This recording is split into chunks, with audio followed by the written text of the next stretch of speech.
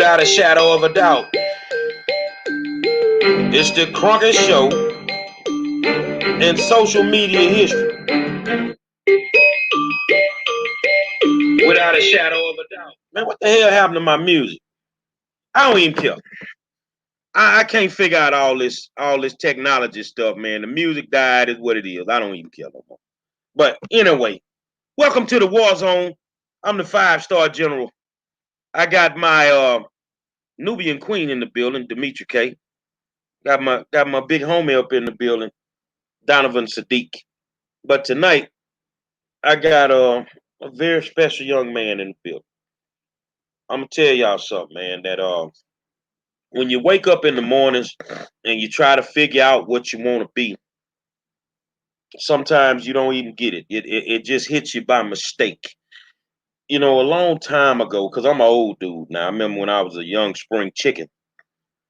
I used to hang out with a group of dudes called the X Mob out in Lake Charles, Louisiana. And the first time I heard these cats, we were in Opelousas, Louisiana. I worked for a radio station and I heard them. And I immediately ripped my shirt off at the concert. Just ripped my shirt off at the concert. And I've been a Mob fan for almost 30 years now. But I'm going to tell you something. We knew the apple wouldn't fall from the tree with some of us. Like my daughter, she can blow. She's a songbird. And we tried to figure out, we couldn't figure out Vicious. Vicious was one of the group members. So we didn't know if Vish kids would grow up and be exactly like Vish. You have to know Vish when I say that. You have to know VI when I say that. But Bundy was different. We had to figure out which one of his babies were going to grab a microphone. And, one day I called him. I told him, I say, man, you keep popping girls, man. I mean, what, we gonna put out a female rap artist? So one day he called me, say, I finally got a boy. Okay, we're gonna have to wait for him to grow up, but it's gonna be what it is. And my man finally grew up, Kevin Victorian Jr., but affectionately known as Lil Kevin. Grabbed a microphone, and I've been watching him since he grabbed the mic. And I mean, the kid, if you from the state of Louisiana, the kid is on fire. The kid is on fire, man. I'm telling you, you can act like you don't know it, but it's coming, man. Hold on a second, y'all. Hold on just a second. Let me turn this over to my co-host, and she'll introduce Kevin. Go ahead, Demetri. So hello everybody who's on here watching us. As Gary said, we are sitting here with an artist known as Little Kevin. I'm gonna call you Kevin if you don't mind. And so from what I understand, you are a very hot up and coming rap artist out of Louisiana. I got a chance to listen to your song Hottest. I'm 49, so I'm trying. It's nice. Okay. He's also a student athlete at Prairie View in Texas. And so I want to ask you this. And I know there's a whole lot of stuff I didn't say about you. First, I want to know, what are you studying? What's your major in college? I'm a marketing major. All right. So what do you plan to do with your marketing degree? No, I want to start clothing brand. A clothing line. Yeah. Oh, cool. And the reason I asked you that is because Gary tells me that he believes that you're on the honor roll as well, in addition to building a full-time rap career. So you're a full-time rap artist and a full-time student. I don't know quite how old you are, but I know that's pretty difficult to do, to have a full-time rap career, because most people, just from what we see, there's a lot of work that goes into it. Making the records, promoting the album, and just a whole host of other things, in addition to going to school. And especially at the university level, you have quite a bit of homework. And marketing is not one of those easy fields with some math involved. And so I want to say kudos to you. And how do you do it? It ain't really. It's tough sometimes, but it's not really. too much. Like I came home for a break. What it was? I came home for a weekend and I did my album in 24 hours. I did all the songs in one day, and I did the song. I ain't go to sleep. When I was done with the last song, I jumped back on the road, went back to school, and I had practice and stuff. So it just be. Oh wow. It just be. How many songs on the album? 13. Now I want y'all to understand something, because I don't know if your daddy put that in you, but that was something that when we were artists, we clearly understood how we got paid. So we couldn't waste a lot of time in the studio. So when we would go into the lab, we would try to knock out as much as we could knock out. Now you still got a ways to go, because I did an album, I think 3 years ago, for my homeboy up in Beaumont, and I did 24 songs in one day.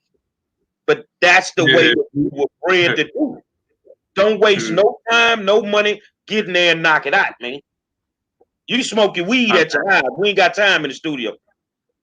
I think my best story I be telling people, I left on our football game in the fourth quarter, and we did a show with Fredo Bang, and then was back the next morning. Now I was back at school the next night for practice. So I left the game Saturday night, left fourth quarter, made it home, did the show. I got on stage at 1:30, and I left Lake Charles at 10 in the morning. Got to school like 1. Next day, and I did practice that night, 6. That's dedication. Then that was my first show. Donovan? Yeah, what? Your last name is Victorian? I got a bunch of Victorians in my hometown. Be messing with my cousins, man. Y'all gotta stop messing with all my cousins, man. Nah, but that's serious there. But so which way are you gonna go? Are you gonna be a what do you call that? An athlete artist, or because I know some artists try to do it. Remember back in the day, Deion Sanders, he put out an album, and I guess AI put out an album and things like that. So which way are you leaning more toward? I'm kind of in the middle. I ain't lying. When he just called me, I was leaving the football field, so I hurry up and made it home. So I just let whichever one come first. I'm dedicated to both of them. Like it ain't nothing like no Saturday night or no Friday night. So, but it also ain't nothing like people right around listen to your music. Kevin has a story that a lot of people don't know. You'd have to be close to us, close to the family, to know Kevin's story. Kevin had an older brother that was probably far more gifted lyrically than all of us. Even the old men, just lyrically gifted. And he ended up getting killed. Now I want to ask you, I ask the tough question some days, we all do. How hard was it for you as a kid to stay focused after dealing with the death of your brother? And I know you carry that banner every day with you. You do it for mama, you do it for Kay, but I know who you're really doing it for. You do it for Duke. How hard was that for you, being a youngster, having to carry all that weight on your shoulders and still graduate with honors in high school and make it to college? Man, at first it was hard because people. I think that's what made me do so good in sports and music, because people always compare me to him. Growing up saying like, "Oh, he used to do this, he used to do that," and I remember one day I was like, "Man, I'm not him, that's him." But then I just started going harder and like, shit. And I used to say like when I made All-State in football, yeah, like shit. Because I want to get the credit I rightfully deserve. Kevin was an exceptional baseball player. He was a pitcher. And his daddy, who I talk to all the time, I called his daddy one day. And I say, man, when you going to get that ball off that mound, man? Man, man, the boy is 6'2", 2-something, and you got him playing pitcher, man. Man, he don't want to play football. It ain't about what he want to do. It's about him having pro size in high school, and let's get him on the football field, man. So eventually, Kevin makes it to the football field, y'all. I think you played baseball. Did you play in high school? I quit my junior year when I started getting scholarships in football. Kevin, all of a sudden, ends up an all-state football player. I'm looking at it, Daddy, like, I told you. Yeah, I went MVP. And out of high school, Kevin signed with Grambling State University. I won a championship for it. You won a SWAC championship with Grambling State University. And you left there and you went to Tyler Junior College, which is an exceptional junior college. And now you signed, and because people know I know you, they're upset because I'm in Houston with Texas Southern University. But I also told Coach McKenna, I've been telling you about him since he was a junior in high school, and you slept on him. So now they got to see you now for the next 2 years. How was that transition from Tyler, man? Because I know you could have. What made you choose PV? Because you could have went to some other schools. I know Hawaii offered him. Why PV? One of my coaches from Grand, he had PV, and one of my teammates that played D-line with me, he coached at PV now. So it was easy to go there. Oh man, so you just decided to leave the SEC, leave Southern and LSU and the home state to go to Texas. Texas lit though. I love Texas. I got tired of Louisiana. So tell us about the new album, man. I mean, I know you got 13 songs on it, and you starting. The one thing I like about him as an artist, he's humble. He's humble, but he puts the work in. When a lot of people gonna sleep, he working. That's the way we were. I mean, it's just it was in us. So I mean, we would rather be in the studio than to be in the streets. And if you listen to some of our early stuff, you could say, yeah, we know this is earlier, but they really worked hard. So I mean, tell us about the new album and where you think this thing gonna take you, man. Do you want to stay independent? Do you want to get a deal? I say stay independent, get all your money, but that's up to you. I mean, this one I think is gonna be my best piece of work, really, like by far, because there's so many different vibes on it. And, like, I'm way better than when I drop once every year. Like my first time I dropped, I did 100,000 streams, so I waited a year again, and I did another 100,000. So I'm thinking just think if I actually drop more than once a year, I do a lot of streams. So I'm about to drop this one, but this one more anticipated than them because I done went 2 for 2 already. And the last one was more like an EP. It was only 8 songs. So, well, I always remember you don't get paid after 10. You wasted music. I don't go over 10. I want all my money. I ain't giving away no free music. So, and the last one, big shout out to Fredo Bang. He helped me a lot on the last with the song we did. So it did a lot of streams.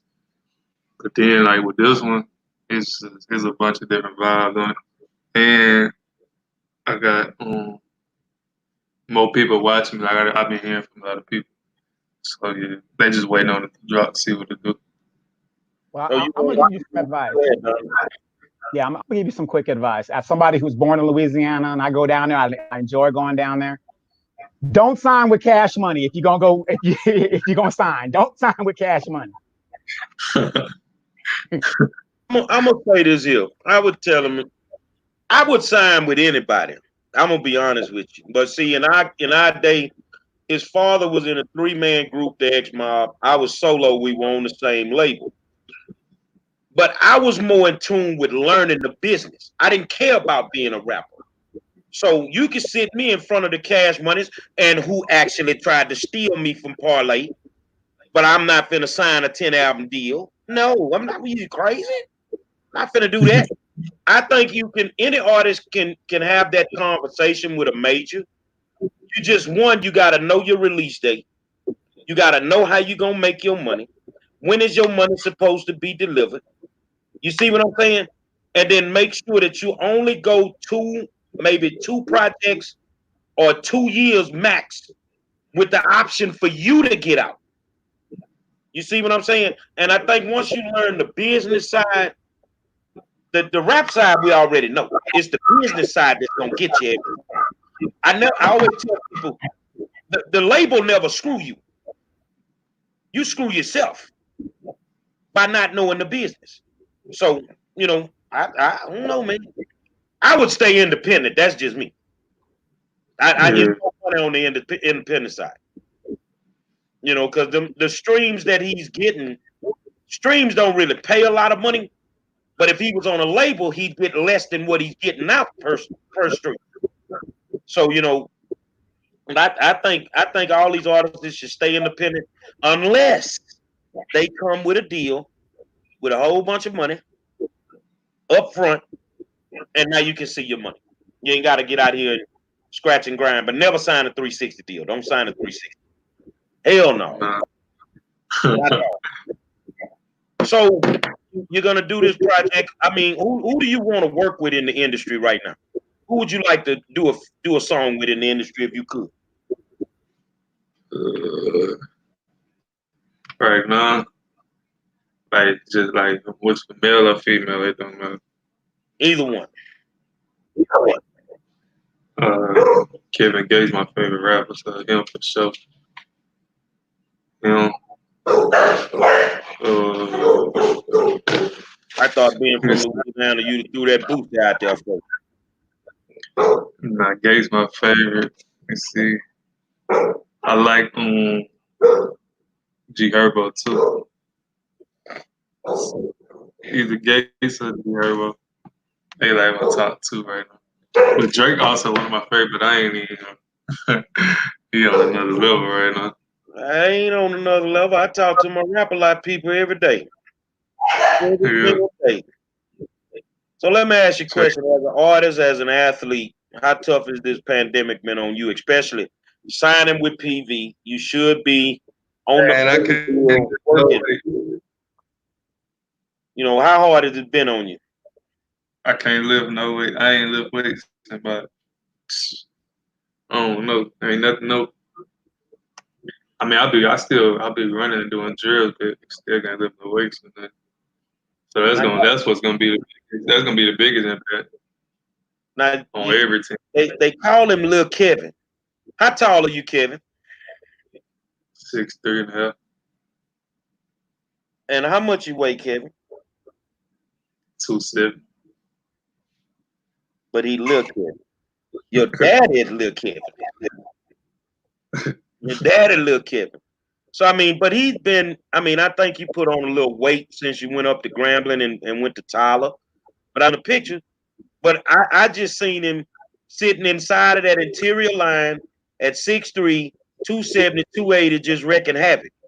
And he done exactly that. I tell you now, man, I know where you've been. I know where you came from. And I know what you've been through. And a lot of kids don't make it. A lot of kids just don't make it. So I mean, I don't know, but I know my co-host. We love you youngsters, man. So to see one of y'all actually still thriving, and the good thing about him is he surrounds himself with other good kids. So you know, it is what it is. I mean, proud of you for being able to work through all the adversity that you've been through. Go ahead, D. So, Kevin, tell us about your music. What is it about? Like, if you could describe your music to me, I'm 49. I don't get it twisted, though. I came up under hip hop. I'm an OG, but tell us about your music. What is it about? It's basically about stuff I saw growing up and stuff I saw today. My love life today, and where I want to be in the future. Okay. And so one thing, you know, just kind of listening to you, being a student full-time and a full-time rapper, what drives you to continue going to school? Because a lot of people who are on the verge of having a very big music career would just probably decide, you know what, I don't need to go to school. I'm going to come into a lot of money, fame, fortune, notoriety. So I'm going to, leave that off in the back burner for a while. So what drives you to keep going to school? One is free. Two, like just think. All right, think you already popular athlete at the school, and you do music, and I love women, so Okay. it just it brings just a lot of. So the women, that's the motivation. Aha. Okay. Well, you know what? And football. Yeah, I bet you have a lot of, women hanging around you. They're like, oh, he gonna be somebody. But you know what? Let me ask you about that since you brought it up. Who was it? Steven Jackson. Did you see Steven Jackson? I guess and I'm speaking from what I know, he's a basketball player, right? Did you see him on IG Live a couple of weeks ago when he was talking about, he was giving young men, trying to give young men the game about women when you're famous. Did you hear any of that at all? No, I'll be watching Stephen J a lot though, but I ain't care about him. So basically he was telling young men, be careful. Be aware. And I'm not saying this is your situation, but he was saying, get you one woman, because it costs a lot of money. You get a whole bunch of women and baby mamas. And, he said he's paid millions in child support. So, and I'm pretty sure you got a lot of good people in your ear saying, stay focused, son. The women gonna be there. They're gonna be there. So tell me something about that. How do you stay focused? Because I know women, you like the women, but how do you stay focused and to not fall? Women part of the reason why I started rapping. Cause I was going I had just went through some stuff with my girl, and I wrote a song, dropped a song, and that was the most popular song on my mixtape. I ain't want to put it out though. My producer and my daddy, he was like, "You got to drop it," because I ain't want nobody to know the feeling. Yeah. Well, was this a song where you were calling out her name or anything like that, and you're just mad, or was this one of those I miss you, I love you? It was on some just saying I knew what I did wrong and stuff like that. That's why everybody liked the song, because I ain't lie on it. So I had dropped it. I ain't want nobody to know I didn't want to drop the song. And I posted again. I'm like, which was y'all favorite song? And everybody was commenting that song. And that helped me get over it. Then that just brought a lot of females to me, attention-wise.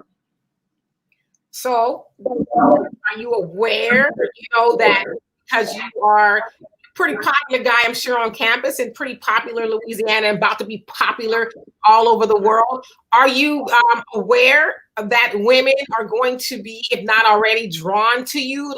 What is your defense mechanism? What do you do? You know what I mean? What is your weeding out process when it comes to women? I don't really if I don't really know you like that, I gotta get to know you first. Cause I can't spend a night with a girl. I'm not lying. I can't even go to sleep around her because I don't trust them. I gotta really know you. There's a certain amount of girl I didn't spend the night with. I could probably count on my hand, probably 2, 3. But I can't. Now I'm going to say this. Being a football player, a lot of those guys and rappers too, being club diamonds and stuff late at night, dropping 10, 20 grand and stuff like that. When you see guys do that, I know. Oh no. It don't really excite me. I done did a lot at a young age, so that stuff really don't excite. I hate strip clubs. Well, back in the day, I did. I'm a veteran.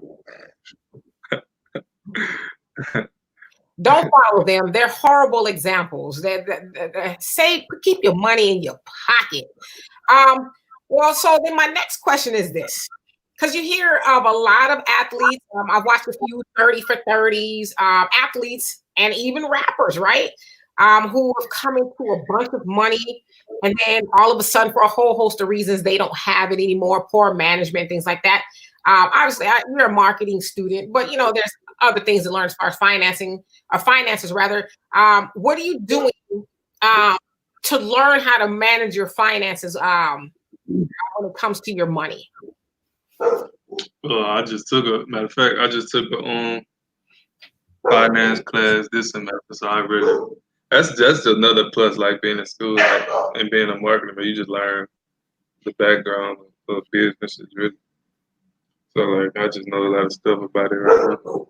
That's why I say I started clothing line. Like if I start rapping, if I blow up a rap, I start a clothing line ASAP, because that's gonna carry on with another income. So what kind of clothing are you interested in doing? Like urban wear stuff, like Gucci and stuff like that. So just But everyday. I was designing clothes in high school though. You said you were designing clothes in high school. Yeah, my senior year. Yeah, I had to stop though because I was doing it by myself and that stuff. It was too much. Like people call all day, but I'm just one person. I'm good. So what do you want people to know about you? Like as an artist and as a football player, what is the most important message you want people to know about you?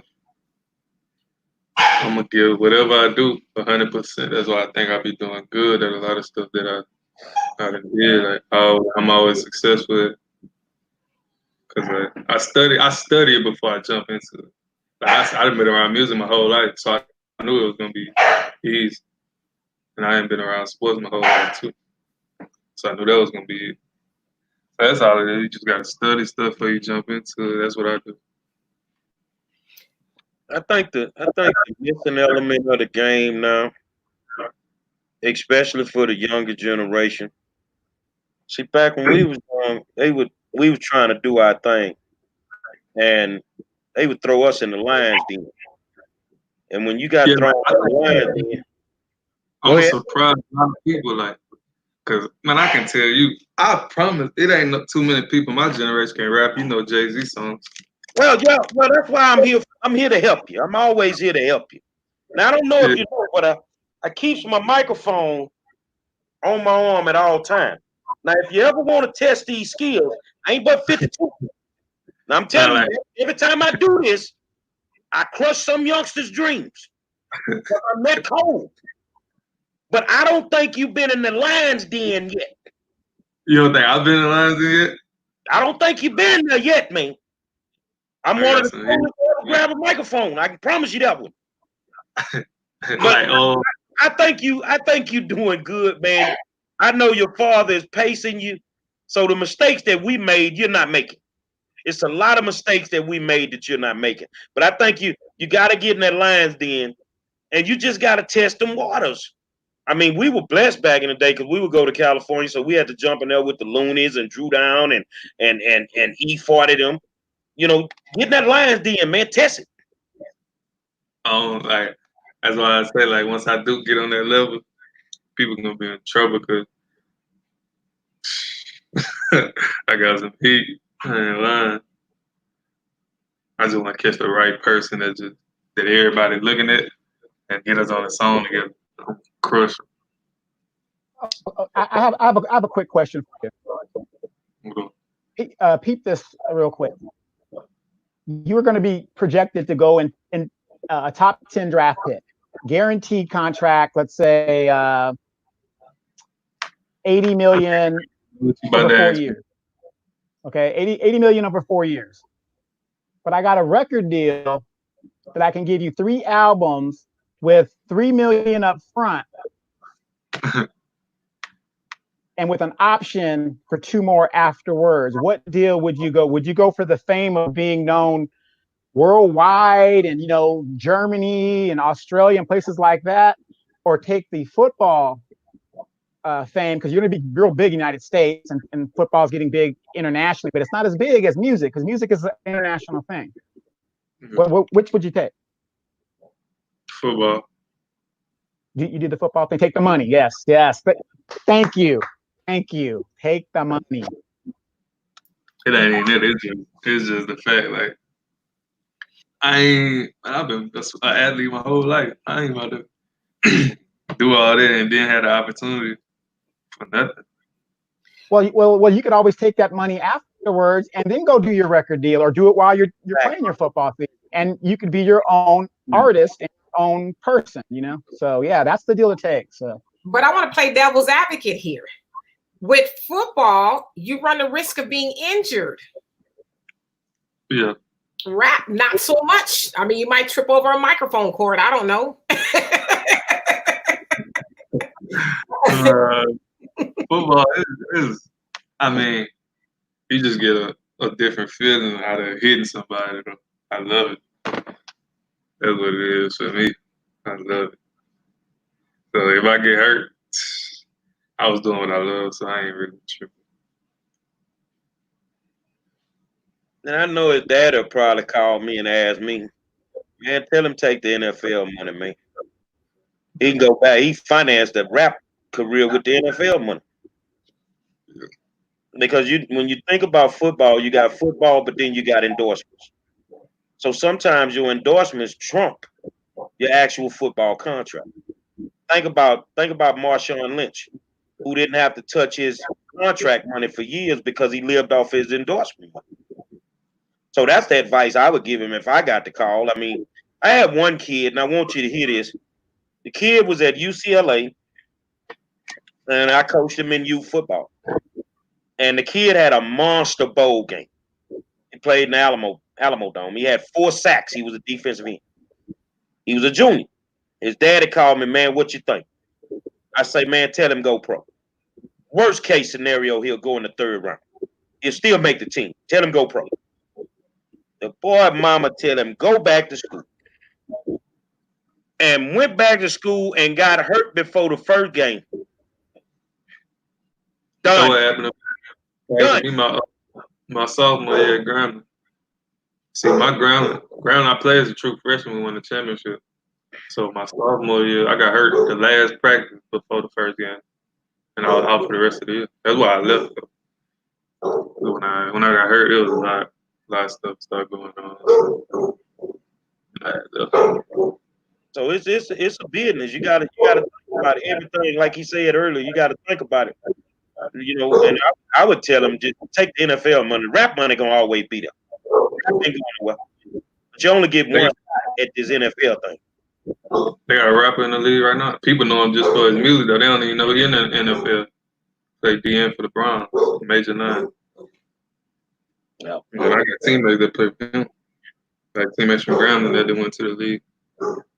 Well, hopefully the gyms will open up or something, because you know y'all got to get back into the weight room. This is when you put the work in the off season. And the good thing, it ain't like PV down, everybody down, so nobody can work out the right way. But without weight, you get behind quick. Yeah, that's why I say like it's gonna be. That's why I don't know if, because they didn't already they got summer classes online. So if it extends to the summer, like to where we can't work out, I don't think we're gonna have a season, because you gotta have some workout. Okay.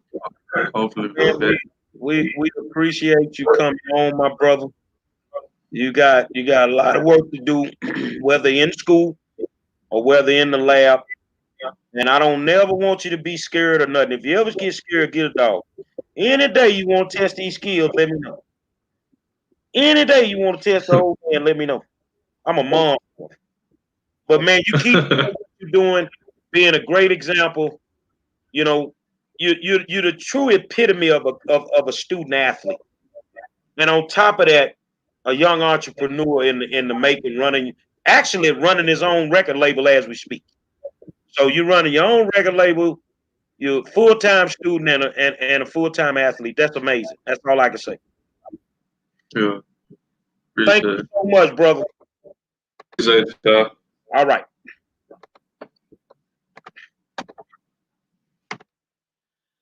Ooh. Man, amazing. He ain't gonna never test them skills. Yeah, right. Man, as an old man, I'm cold with it. I'm telling y'all, I'm cold with it, man.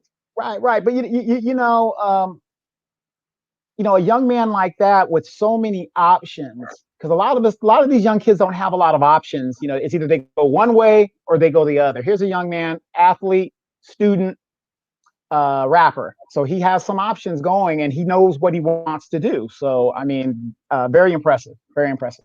And I want people to understand it doesn't come from having a silver spoon in his mouth. Mhm. He's out the projects in Lake Charles, Louisiana. And it would have been very easy for him to go to the streets. But he chose to go somewhere else because his brother was murdered and shot three times, and all 3 shots were fatal. So he was a youngster, and he had to deal with that. All of a sudden, he had to become the man of the house. But the way that his mom allowed him to become the man, you become the man through your school books. If you want to be the man of this house, show me in your schoolwork. And when they say that you cannot co-parent, oh, we got these issues co-parent. I seen 2 people not live in the same house, but support those kids with everything in their power. And they co-parented like I've never seen before. So I'm proud of them because they set the example. His mom, she ended up writing a book. She sold a bunch of, I mean, it just, death sometimes open doors that we don't even know exist. And it gives you opportunity sometime when you're dealing with unfortunate events that happen. Hey, let's switch gears. We were talking earlier, and I'm looking at all this stuff going on with the Democratic Party. And I started thinking today, somebody that messed up the church's money. I think it's got something to do with some money, all this foolishness going on. Because these people on this, we gotta get Trump up out of here. What kind of deal y'all had going on before Trump got here? What Obama set up for y'all? And before the man could ever get in the office, y'all were trying to get him out. Maybe it's something that we don't know. What you think, Donovan? Well, you remember when they had a hissy fit when Trump just pulled the troops out of Afghanistan and in those areas like that. I mean, they just had a hissy fit. We were there for over 20 years. You know, they had no plan. This guy says, yeah, let's bring them home. And all of a sudden the Democrats became the Republicans. And don't get me wrong, as a military man myself, yeah, there's a way to do it. You don't just arbitrarily pull them out, but they didn't even want him to do it at all. So there's something going on to where if you guys out there listening and you think that the polls, oh, Biden's up by 10, and it's like, Demetra, when Hillary was running against Trump, they said she was up at what, 70%, something like that. And what happened? Trump's in the White House. Exactly. What you think, Demetra? I mean, I think there's always something going on behind the scenes of politics that we will never know about, or we'll find out when we're 100 years old. I mean, so I wouldn't be shocked if there's something going on, which it probably is. It's this big rush to get Trump out. I think there's always been this thing to get Trump out of there. The part that I'm not falling for is the Democratic establishment, wanting Black people to help them do that. Let's talk about that, because that's the thing that's kind of messing with me. It's like you gotta believe that he's this and he's that.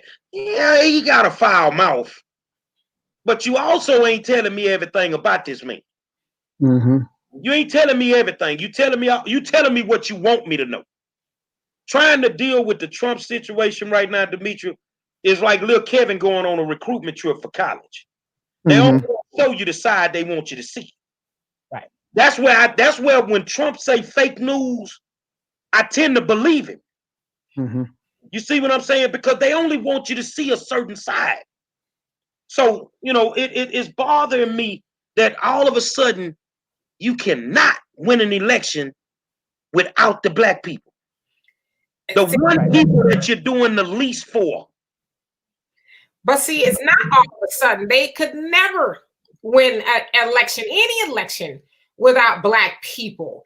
I think they're starting to sweat under the collar now, is because you have people like P. Diddy, and Sean King, and people like that. Naomi Campbell kicked it off, really using their platforms to say, you know what?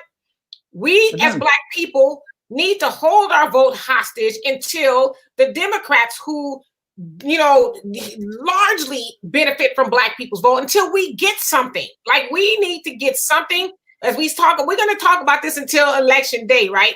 Yes. Joe Biden says if he's elected or he wins, the first thing he's going to do is help the homosexual community. No shade to them, but it's not the gay community that's going to hand him the White House. It's going to be Black people. So how dare you say the first thing you're going to do something for is people who didn't even, I mean, I'm not saying they didn't help him to some degree, but they didn't help him the way we are going to help him, the way we're helping him. I mean, what is it? We vote for the Democrats, Black people into the 90%. So, you know, I think now they're starting to say, okay, we need to panic a little bit because they were just guaranteed the vote. Just, oh, I know Black people will vote for us. I mean, even now to where you see the Democratic Party championing laws for illegal immigrants. You got DACA, the Dreamers Act, and all of that. Oh, we're going to do this, we're going to do that for the Dreamers, and this, that, and the other. But it's like, what about the mofos that's been here since you brought us over here, and the people who continuously put you in those seats? What can we get? A piece of fried chicken, some Kool-Aid? Can we get something? A turkey. Something. You know, I'll take some tofu because I'm vegan. Something. No, I can't do that. But, you know, now that we're in an economic depression, our governor gave $380 million to people who sit on the border that aren't even citizens, without even a study, a question, or anything. But my problem with the Democratic Party is this. You're mad when you say that. Oh yeah. But my problem with the Democratic Party is this. Remember when in the primary, Biden kept saying, "Wait till I get to Georgia. Wait till I get to Georgia," because he was getting mopped up until he got to Georgia. Then you get down to Georgia, and no shade to the baby boomers, you know, my mom's generation and stuff like that. My mom still. All shade to the baby boomers. All shade to them. Right. But, you know, we know Joe. There's been 8 allegations against this man that they don't talk about, other than the one that they talked about after Bernie dropped out. There's something there where they have to get this man into office by any means necessary. Something's going on. I'm going to tell you like this here. I said it. I don't know how I can prove it. I don't know where it's at. I don't know if it even exists. It's about some money. It's a major deal that's been cut. They done messed up the church's money because Trump don't want to get iron with him because he don't need the money. He got money. It's always about money, though. That's why I'm saying I don't think there's there's nothing new. There's always about money. It's only us that keeps fighting over, oh, I'm a Republican, oh, I'm a Democrat. But both of those parties are making money, and we are not. We're arguing over symbolism. Well, think about this, Demetra. Why would Black people want to stop Trump from building a wall? Well, why do we do that? Listen, I'm not a Trump supporter at all. I know a lot of people think that I am. I'm nonpartisan, but I'm going to tell you this. Trump building the wall actually benefits Black people, because those immigrants coming over here, they're not coming over here for no Black and brown coalition. You tell me where you see a Black and brown coalition. It doesn't exist. They're not coming over here to help Black people. They're coming over here to replace Black people. But it's always us that's putting on a cape for somebody else. And whether you like it or not, yeah, the wall is built out of racism, but damn it, that wall is actually helping Black people. Open your eyes. Why do you think the Democrat Party is now catering to Mexicans and, you know, Hispanics? Because they are overpopulating. They are taking over. And when enough of them become legal, maybe they'll remember all the favors that the Democrat Party did for them. And they'll say, okay, Negroes, we don't need you anymore. Matter of fact, we got most of y'all Black asses in these prisons that are fueling the private prison system. That's where we need you at. And we're going to depend on these Mexicans. And so I got Mexican friends. I know that sounds kind of crazy because we hear white people say, well, I got Black friends, but I do, you know. But that's the truth. That wall is actually helping Black people. And the president of LULAC, the Latino organization in 1956 says, I am not interested in helping the Negro. Let the Negro fend for themselves. Let the Negro fight their own battles, right? So nothing has changed. but it's always us as Black people. Oh, well, they got kids in cages. Hell, we had kids in cages too. It's called juvenile hall. You know what I'm saying? We've had kids in cages since we've been over here, but y'all Negroes are more mad at the fact that, you know, their kids are in cages, and I don't think any kids should be in cages. But where is your anger when our Black kids are being in cages? Hell, we see every day on Facebook Black kids being beat up by the police, and you're not even half as mad about that as you are about another race of children who could give no damns about you. And I'll close with this. Name me just one Hispanic leader. Just matter of fact, name me a half of one that you've seen on any national news channel saying it's wrong what they're doing to Black people, and we need to get together and help Black people. Name me one. I'm gonna say this here now. You know what you just said. They're gonna say she's racist. I can't be racist. She's trying to separate us. Yes, I am. Trying to divide us. So this is what I would say, because I see things out of my lens is crazy. Everything you just said is the truth. I'm out in the trenches every day, especially with education. The Latino leaders in the community will not come and fight for the schools like we do. They won't come unless they have children in those schools. Now, I want you to understand what I'm saying by that statement. I don't give a damn about no wall. I got Black issues to worry about. I got Black kids being murdered every single day. I got Black people being brutalized and murdered by the police. Handle your wall thing, and it is what it is. But the coronavirus has shown us a lot of different things. When it was our turn to sneak off into your country, some of us wanted to go over there and hang out with y'all while the virus was popping. You shut the door on us. Y'all looking at me and I, you told your people you didn't want us there. So when we get past the corona, please stop sneaking into our country. And do y'all know that Mexico has Africans in cages over there? Do y'all know that?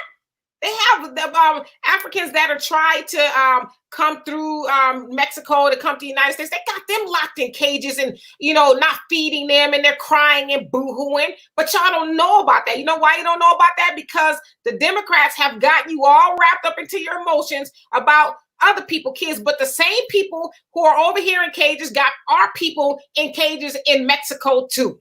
If you don't believe me, look it up.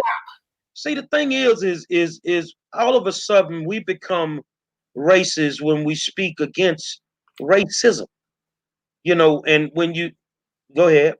Listen, let me tell y'all something. We don't have the ability, we as Black people, we do not possess the ability to be racist. In order for us to be racist, we have to actually own and control something that holds another race of people back. We don't have that ability. Can we be prejudiced? Yes. Can we discriminate? Yes. But we don't have the power. So if you come into my bank, I'm a Black-owned bank, and white people come in my bank and I say, oh, well, everything looks good, but I'm going to have to deny your loan because of something that happened 2 years ago. I don't have the ability to do that to them overall. So we cannot be racist. And I get that. But, some people are going to say we are. Some people are going to be upset with the comments that we're making. And that's okay, because your thoughts are your thoughts. Your perception is your reality. But the realization of it is, the truth is just the truth.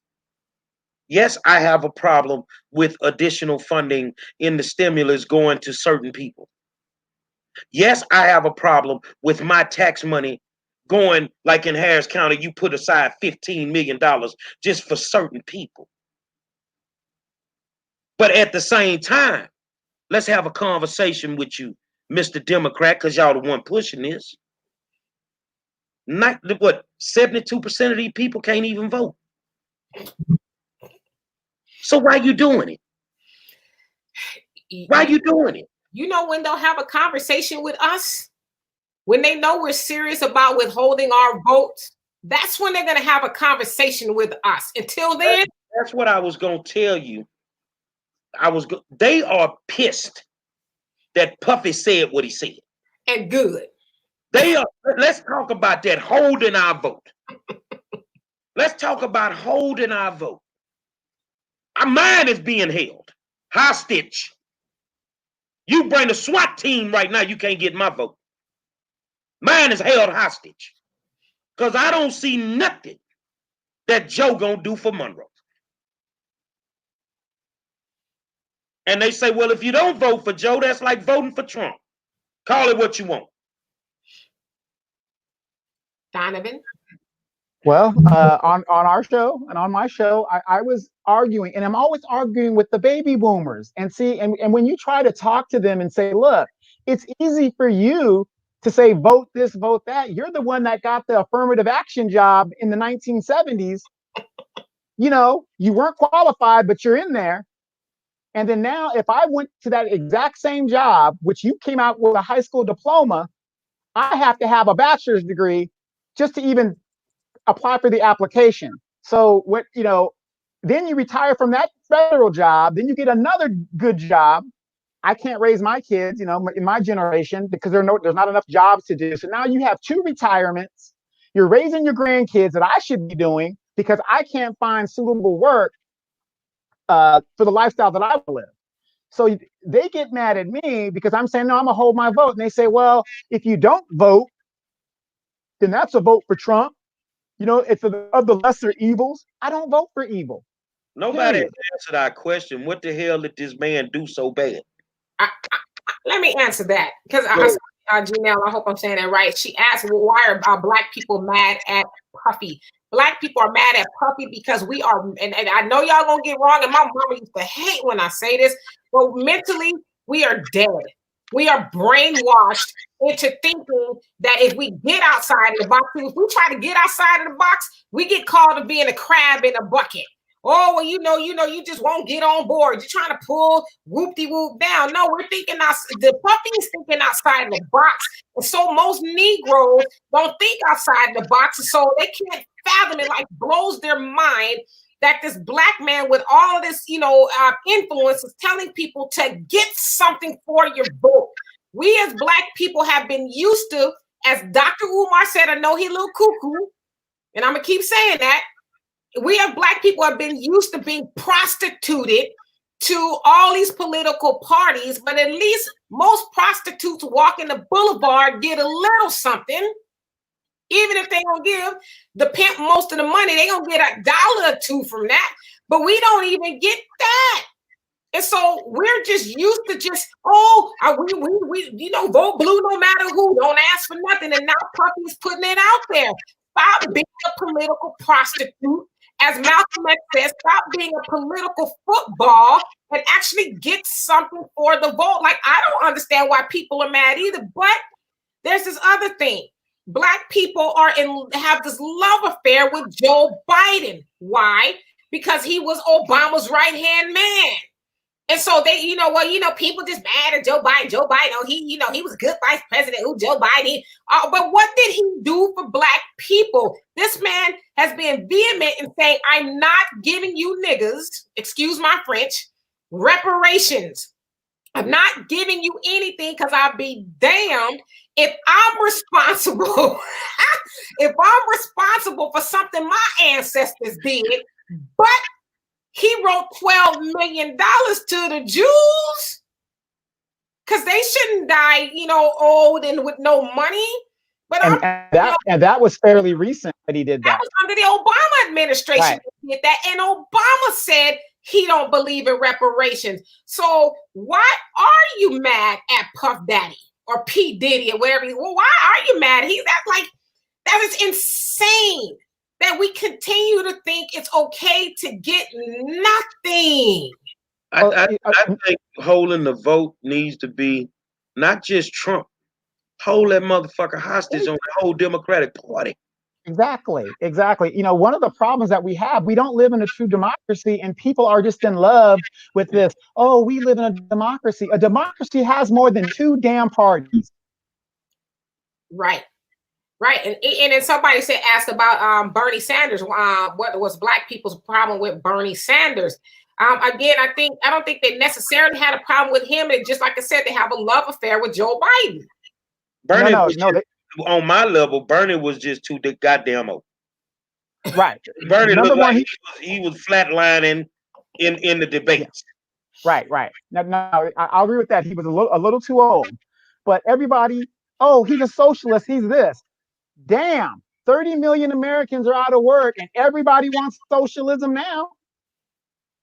Everybody wants socialism now. If we had universal health care like we're supposed to have, we can go get a test to see if we've got the COVID. Then we can open up the beaches and do what you want to do because we know who's who.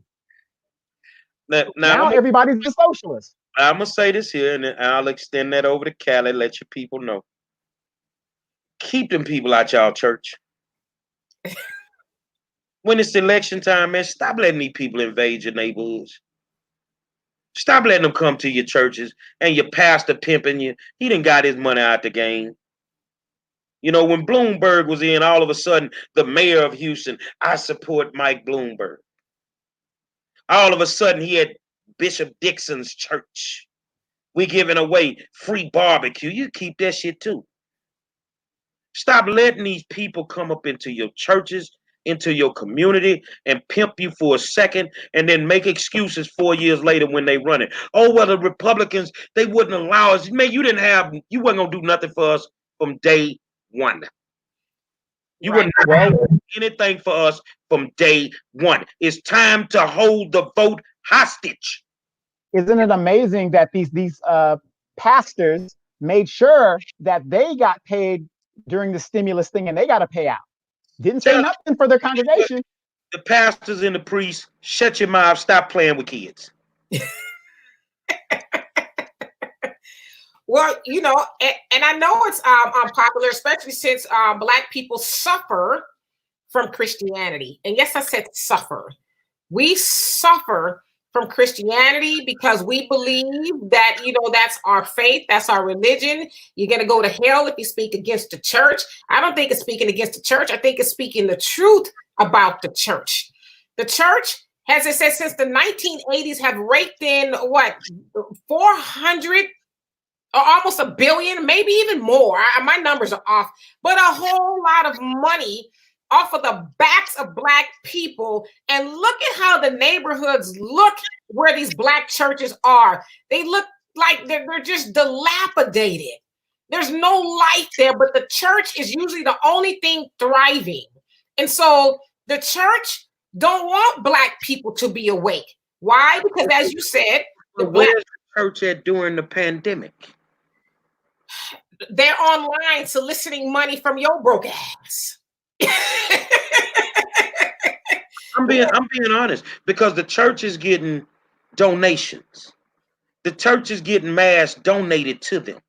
Then you see them all on the TV. They're doing a drive-through mass giveaway. Well, you actually ain't took nothing out of the church's money to give to the community. And the pastors in Houston is very few that I even deal with. The ones I don't like, it is what it is, man. You don't do anything for the community, but when it's voting time, you're parading these people in the church. They all of a sudden, they know every Negro spiritual. and before the Sunday service is over, I need your vote. No, what you need to do is get out of here before the sun go down. That's what you need to do, because I'm not feeling you. Well, what had happened was, before the politician got up there in the pool pit, he struck a deal with the pastor behind closed doors. And what he said was, now I wasn't there, but I'm just assuming, listen, I'm going to slide this on into the offering plate. And the pastor said, well, go on up there and, go on and do your campaign thing. I'll make sure they vote for you. I can't really do it. I don't know, because it's this thing of separation of church and state. But here and there, and these Negroes is half asleep anyway. I could tell them to hang off the chandelier, sing Kumbaya, and they do it. It's a separation of church and state. Right. But the point that I'm making is, they can't just outright do that, but they give these politicians the floor. And then over time, well, it's election season. We need to get out there. And, we got to get out there for the person that's been here,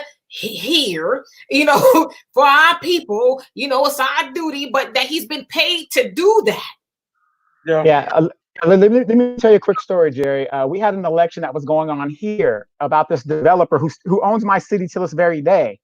And he gave money to all of these pastors, just buying the folks. I mean, black folks just, we going to get jobs, $9 an hour jobs living in California. $9 an hour jobs living in California in a warehouse. Okay. So these pastors came down to the city council and they were on, camera because we're in the, internet age, right? So I said, look at this here.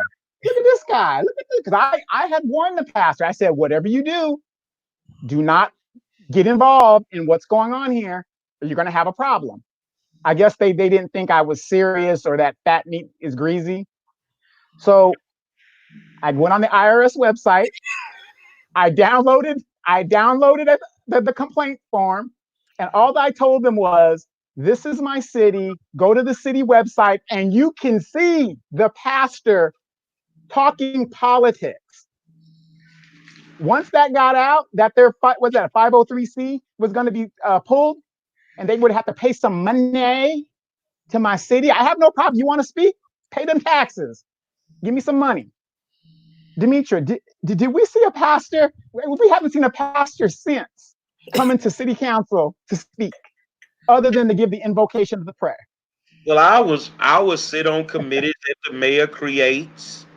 They on the housing authority committees and they on all kinds of stuff. But at the end of the day, this is the time that you should be able to go to the church. This is the time that you should be able to get some help. But you've been trying to buy your way into heaven for the last 30 years every Sunday, dropping all your hard-earned money in that plate. And now they one more favor. I need you to vote for Biden. And they're going to make sure that they get buses, car caravans, Ubers, whatever on election day to get you to that poll. I'm going to tell you, and I know my seniors ain't that old and you listening to me. Act like you got Alzheimer's on that day and you don't remember the bus came. And don't fall for them suckers who ain't doing nothing for you. Yeah, I mean, we really, honestly, and I know it's not unpopular, but we really need to get the word out there to all Black people. I know we're not going to be able to get through some of them because a lot of them are just like, I don't care. I don't want to hear it. Tubman would have shot. Huh? Them the ones that would have been in the woods with Harriet Tubman. We trying to get to freedom, and they going to be out there bucking. She'd have shot them in the head. Them the ones we can't get to. And that's why I say we need to keep preaching the message. I'm with Diddy. I don't agree with Diddy on a whole lot of things. I think he be cooning and buffooning a lot. But with this one, I do agree that we need to hold the Black vote hostage at all costs. We're not going to be no worse off in four more years. Stop believing the hype. Oh, we're going to be worse off under Trump. If anything, like Farrakhan said, Trump is going to make the hood great again because it's going to force Black people to realize that we are all we have and we need to create our own stuff. Stop depending on the Democrats to give you a chicken in every pot. It's time for us as Black men and women to get off our behind, throw the Democrat and the Republican thing to the side. If you don't like the way your situation is, build your own damn company. I knew back in the day my attitude was too bad. I couldn't work for people. It ain't gonna work. It ain't gonna last long. I might last 6 months. So I might last 6 months. My mouth fly and my attitude bad. You just ain't gonna handle me like no punk around here every day. So rather than be broke, I started my own company. Go start your own company.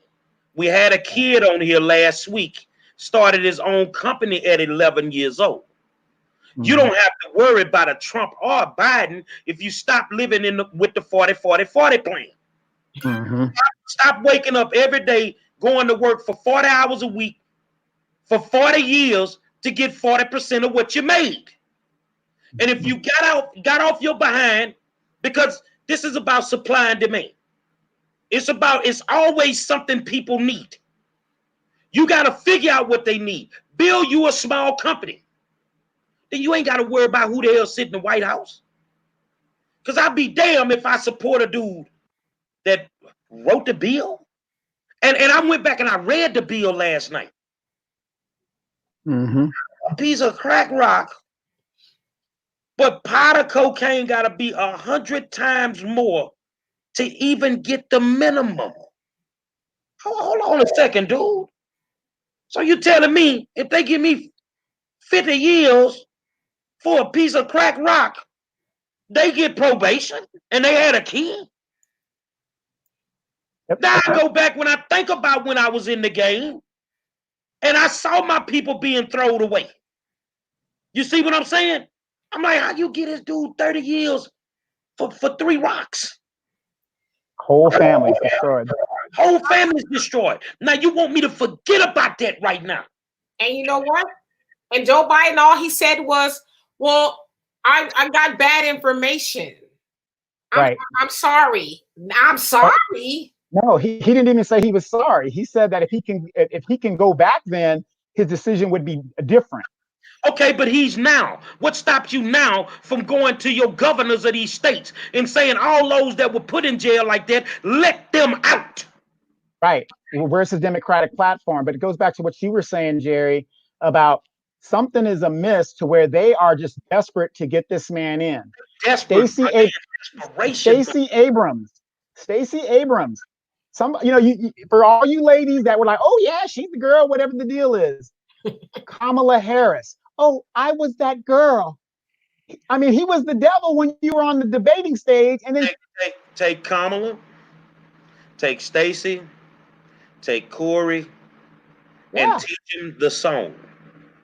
Oh nigga, what you gonna say when freedom come your way? You the coon. Whatever you want to be, you want to jump on the ticket. Is what. Bottom line, you can't take a Kentucky Derby. I mean, you can't take a donkey to the Kentucky Derby. Whether you like Trump or not, right now he's a thoroughbred. Right, but the people that are Democrats, let's say you are a Democrat. I say Democrat, but let's say you are a Democrat. With all of these people, Tulsi Gabbard, all of them just turning immediately. Somebody made a phone call. So that tells you there's something in the mix that has nothing to do with us. Nothing.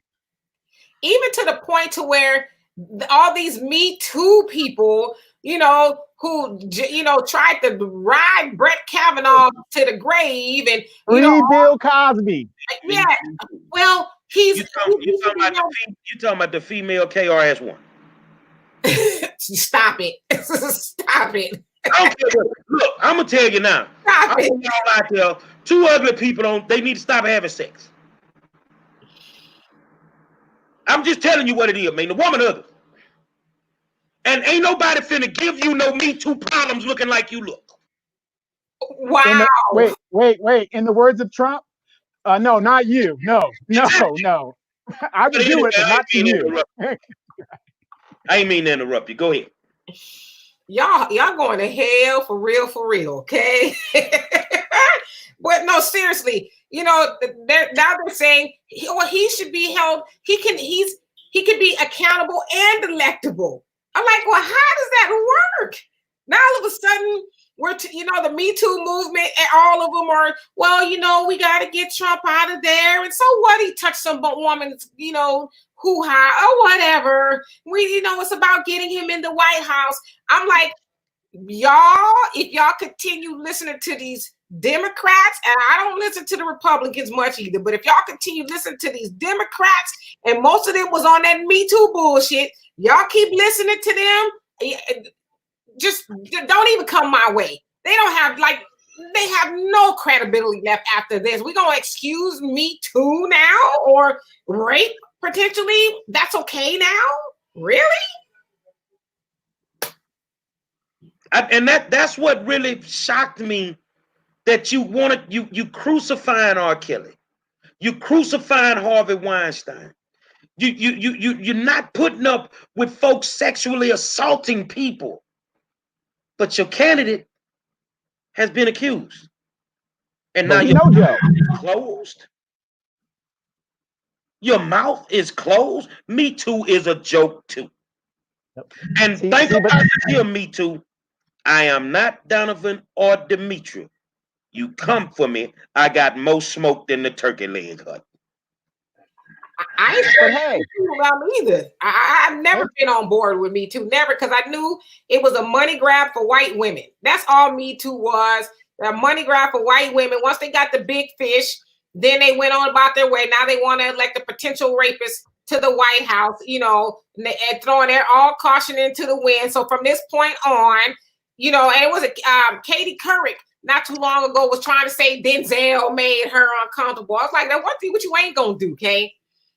don't talk about Denzel. You ain't gonna talk about it. What is that? We don't know. See, I know we gotta go, but this, and no shade to white women, y'all lovely people. But when a white woman say a black man make her uncomfortable, Code word. she trying to create some hell on earth for that black man. Okay, but like I said, a Me Too has always been a money grab for white women. Once they got what they needed, they went on about their way. So from this point on, the next person they accuse of some Me Too shit, tell them, go suck an egg. Get out of here. We're not listening to you anymore. We don't believe you. Final words, Donovan. I'm just going to say for those, I was going to ask this last question. Little Kevin's music, can we find that on Spotify or He's on all the those platforms. platforms? He's Okay. on all the platforms. All right, I'm going to check it out. Final words, Ms. Demetria. I'm holding the gold hostage. My final words. Call SWAT. I'm holding mine hostage too. Tomorrow night. Fifth Ward. Zydeco legend. But he ain't coming here to talk no Zydeco music. Ruben Moreno wants to talk politics. And before he come, he wants you to know, don't call him Latino. Because he ain't going for it. Say, man, you've been in the middle of the war zone with my co-host, Donovan Sadiq,